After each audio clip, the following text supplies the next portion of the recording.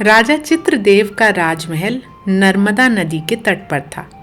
महल में बहुत सारे नौकर चाकर थे, उन्हीं में गोविंद भी एक था। एक दिन सवेरे की बात है। राजकुमारी नंदिनी महल के बगीचे में फूल तोड़ने गई हुई थी। उसके साथ गोविंद भी था। नंदिनी के हाथों में चांदी की टोकरी थी। वो तरह तरह के फूल तोड़कर टोकरी में डालती जाती। जब टोकरी पूरी भर गई तो वो महल की ओर चल दी। वापस जाते समय उन्हें एक लंबी सफ़ेद दाढ़ी वाला जटाजूटधारी बूढ़ा दिखाई दिया। वो महल के बाहर ही बैठा था। उसके चारों ओर कई लोग जमा थे। बूढ़ा उनसे बातें कर रहा था। नंदिनी ने पूछा, गोविंद, वो बूढ़ा कौन है और वहाँ बैठकर क्या कर रहा है? गोविंद ने कहा, मैं अभी पता कर कर आता हूँ, आप बस यहीं रुकी रहें। ऐसा कहकर गोविंद बूढ़े की तरफ चल दिया।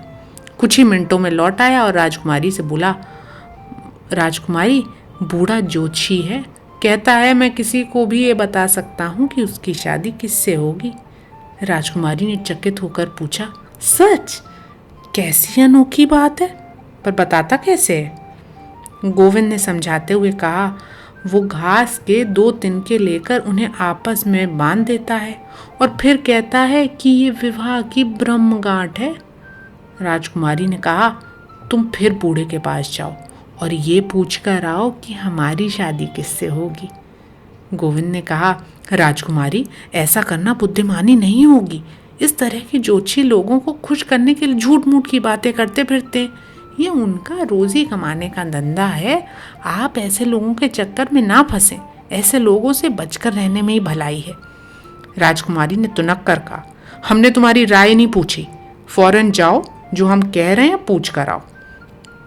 गोविंद ने कहा, अच्छी बात है राजकुमारी, अगर आपकी यही आज्ञा है तो मैं जाकर पूछ आता हूँ। गोविंद फिर से बूढ़े के पास गया। राजकुमारी वहीं उसका इंतज़ार करती रही। गोविंद ने ज्योतिषी के पास जाकर कान में फुसफुसा कर कहा, मैं राजमहल से आया हूँ। मैं आपसे अकेले में बात करना चाहता हूँ ताकि हमारी बात कोई सुन ना सके। बूढ़ा लोगों के बीच से उठकर गोविंद के साथ एक अलग कोने में चला गया। बूढ़े ने गोविंद से कहा, बोलो, क्या पूछना चाहते हो? गोविंद ने कहा, राजकुमारी नंदिनी ये जानना चाहती हैं कि उनकी शादी किससे होगी। बूढ़े ने घास के 2 तिनके उठाए और उन्हें बांधकर एक गांठ बनाई। कुछ देर बड़ी ही गौर से गांठ को देखता रहा, फिर गोविंद की तरफ देखा और मुस्कुराने लगा।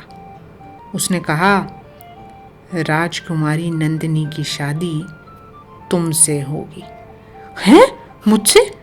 गोविंद भौचक होकर बोला, मैं तो उनका नौकर हूँ, सिर्फ नौकर। तुम्हारी बात गलत है, बिल्कुल गलत। बूढ़े ने कहा, मेरी बात गलत हो ही नहीं सकती, तुम ही उसके होने वाले पति हो। गोविंद धीरे धीरे भारी कदमों से महल की ओर चल दिया। नंदिनी ने उसे देखते ही पूछा, क्या कहा ज्योतिषी ने? गोविंद ने गंभीर होकर कहा, राजकुमारी, मैंने आपसे पहले ही कहा था कि ऐसे ज्योतिषी कभी सच नहीं बता सकते। इस ज्योतिषी ने ऐसी बुरी बात बताई है कि मैं आपसे कह भी नहीं सकता। राजकुमारी ने कहा, ज्योतिषी ने जो कहा है वो मुझे बताना होगा, बताओ अभी।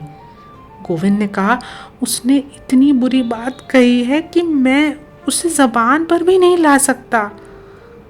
राजकुमारी तुनक कर बोली, ये मेरा हुक्म है, जो बूढ़े ने तुम्हें कहा है वो बताना होगा, बताओ गोविंद। गोविंद ने जवाब दिया, राजकुमारी, अगर आपका हुक्म है तो मुझे मानना ही पड़ेगा। नंदिनी ने कहा, हाँ, मानना पड़ेगा। गोविंद ने कहा, ज्योतिषी ने कहा है कि आपकी शादी मुझसे होगी। नंदिनी उस पर बरस पड़ी, क्या बदतमीजी है गोविंद, मुझसे ऐसी बात कहने की तुम्हारी हिम्मत कैसे हुई? गुस्से के मारे राजकुमारी अपना आपा भूल गई। उसने फूलों से भरी चांदी की टोकरी गोविंद के सिर पर दे मारी और मुंह फेर पैर पटकती राजमहल की ओर चल दी। चांदी की टोकरी गोविंद के माथे से टकराई। उसके माथे पर घाव हो गया और खून बहने लगा। राजकुमारी की इस हरकत पर उसे बहुत गुस्सा आ गया। तेज से चिल्लाया, आप राजकुमारी होंगी तो होंगी, लेकिन आपको मेरी बेइज्जती करने का कोई हक नहीं। नंदिनी के तोड़े हुए फूल घास पर चारों ओर बिखर गए थे और चांदी की टोकरी एक ओर लुढ़क गई थी। गोविंद ने नीचे झुककर टोकरी उठाई और फाटक से बाहर निकल गया। अब फिर कभी मैं इसका मुंह नहीं देखूंगा, उसने घर की ओर जाते जाते मन ही मन सोचा।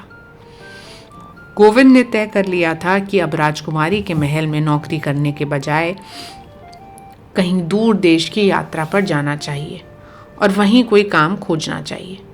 दूसरे दिन सवेरे सवेरे उसने अपना सारा सामान संभाला और विदेश यात्रा पर रवाना हो गया। माथे पर लगी चोट के कारण उसके सर पर पट्टी बंधी थी। वो कई दिनों तक पैदल चलते चलते एक बड़े नगर में आ पहुंचा। उस नगर के लोग कोई आनंद उत्सव जैसा मना रहे थे। सभी ने अच्छे अच्छे कपड़े पहन रखे थे, सब बड़े खुश नजर आ रहे थे।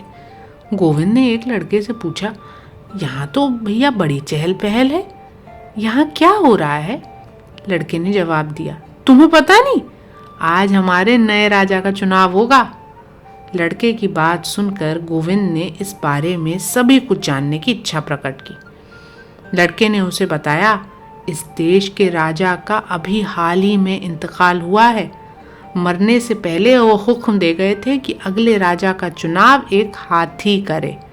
आज वो हाथी नया राजा छांटने वाला है। यही वजह तो है कि इतने राजकुमार और सरदार सब नगर में आए हुए हैं। आओ चलो हम भी चलें, खूब तमाशा होगा। तब गोविंद भी लड़के के साथ उस जगह पर आया जहां राजा को छांटने वाले हाथी के इंतजार में ढेरों लोग जमा थे। उस स्थान पर लोगों की अथाह भीड़ इकट्ठी हो गई थी। कई राजकुमार, सरदार सब तैयार खड़े थे। उनमें से हर एक यही उम्मीद लगाए हुए था कि हाथी उसी भाग्यवान को छांटेगा।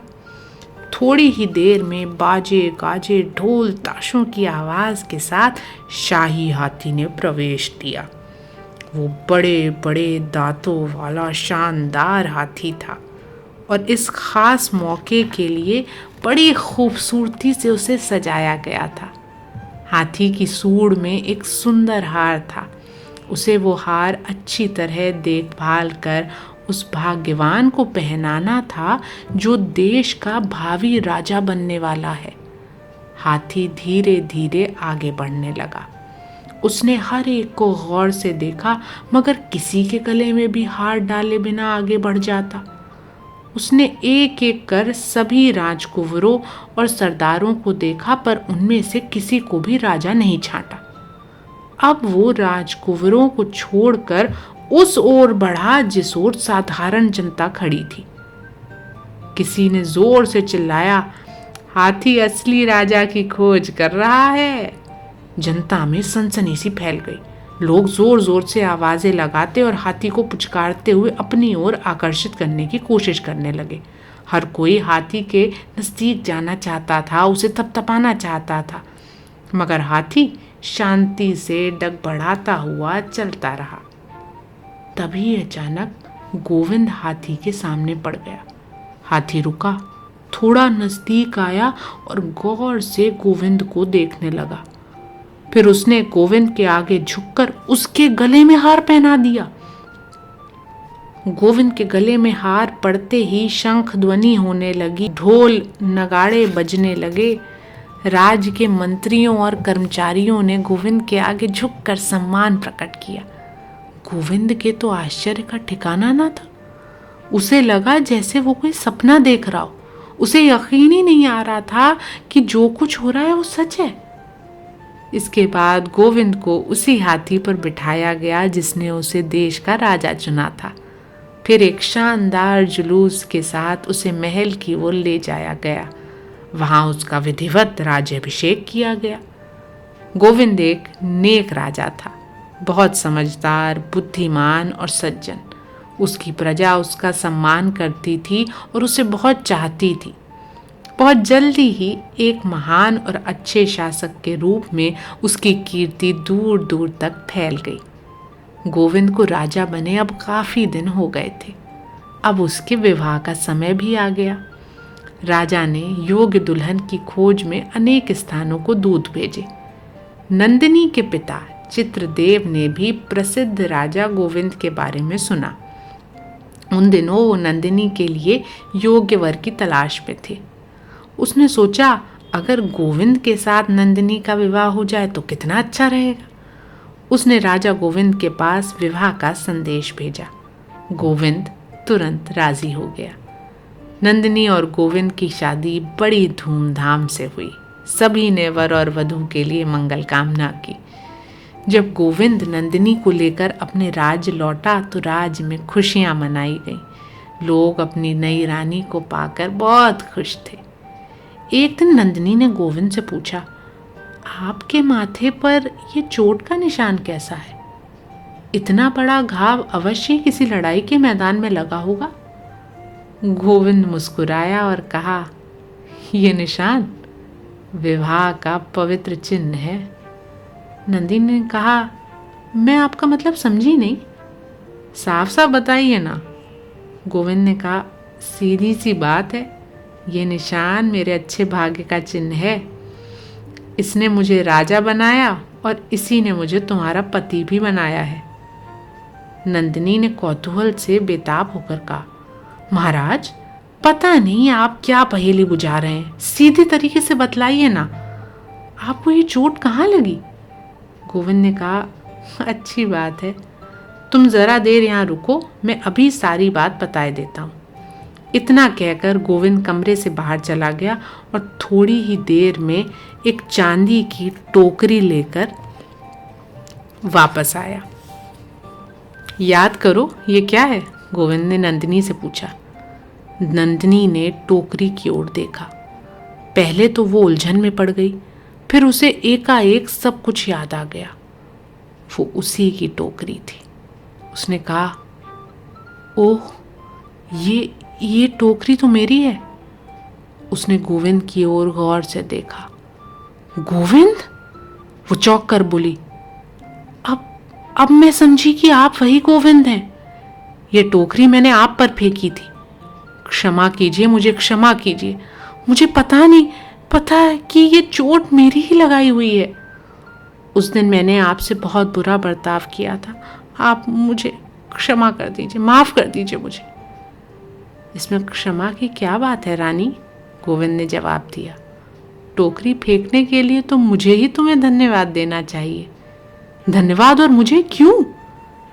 अगर गुस्सा होकर तुमने उस दिन ये टोकरी मेरे सिर पर ना मारी होती तो मैं आज भी तुम्हारे महल में ही होता, और महल में ही होता तो आज राजा ना बनता, और अगर राजा ना बनता तो तुमसे शादी कैसे करता? नंदिनी ने कहा, कैसी अनोखी बात है। आखिरकार उस बूढ़े ज्योतिषी की बात ठीक ही निकली।